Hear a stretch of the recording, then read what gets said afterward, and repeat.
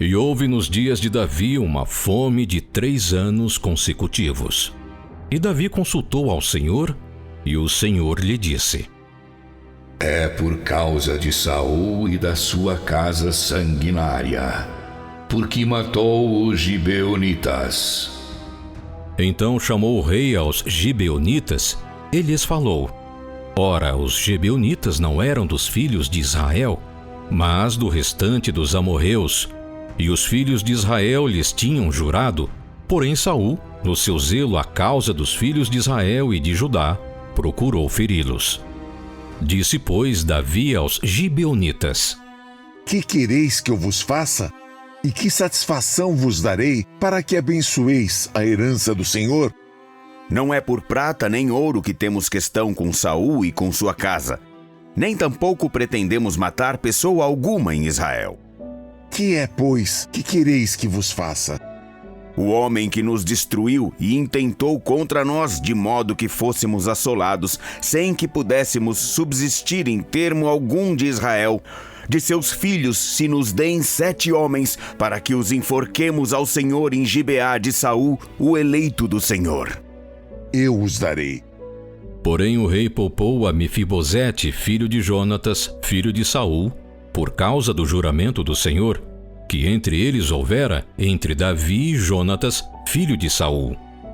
Mas tomou o rei os 2 filhos de Rispa, filha de Aiá, que tinha tido de Saul, a Armone e a Mefibosete, como também os 5 filhos da irmã de Mical, filha de Saul, que tivera de Adriel, filho de Barzilai, Meulatita, e os entregou na mão dos gibeonitas, os quais os enforcaram no monte perante o Senhor.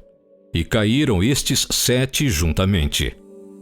E foram mortos nos dias da cega, nos dias primeiros, no princípio da cega das cevadas.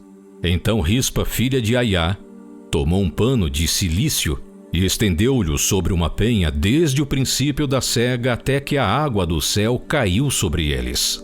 E não deixou as aves do céu pousar sobre eles de dia, nem os animais do campo de noite. E foi contado a Davi o que fizera Rispa, filha de Aiá, concubina de Saul. Então foi Davi, e tomou os ossos de Saul e os ossos de Jonatas, seu filho, dos moradores de Jabes Gileade, os quais os furtaram da rua de Bet-San, onde os filisteus os tinham pendurado, quando feriram a Saul em Gilboa. E fez subir dali os ossos de Saul e os ossos de Jonatas, seu filho. E ajuntaram também os ossos dos enforcados.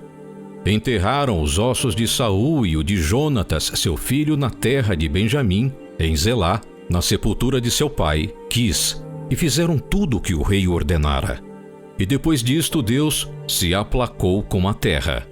Tiveram mais os filisteus uma peleja contra Israel, e desceu Davi e com eles os seus servos. E tanto pelejaram contra os filisteus, que Davi se cansou.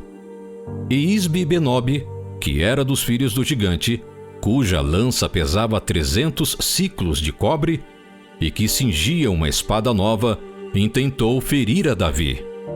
Porém Abissai, filho de Zeruia, o socorreu, e feriu o filisteu, e o matou. Então os homens de Davi lhe juraram: Nunca mais sairás conosco à peleja, para que não apagues a lâmpada de Israel. E aconteceu depois disto que houve em Gobe ainda outra peleja contra os filisteus. Então Sibecai, o Uzatita, feriu Asaf, que era dos filhos do gigante. Houve mais outra peleja contra os filisteus em Gobe, e Euhanã, filho de Jaaré-Origim, o belemita, feriu Golias, o giteu, de cuja lança era haste como órgão de tecelão. Houve ainda também outra peleja em Gate, onde estava um homem de alta estatura, que tinha em cada mão 6 dedos, e em cada pé outros 6, 24 ao todo, e também este nascera do gigante. E injuriava a Israel. Porém Jonatas, filho de Simei e irmão de Davi, o feriu. Estes 4 nasceram ao gigante em Gate, e caíram pela mão de Davi, e pela mão de seus servos.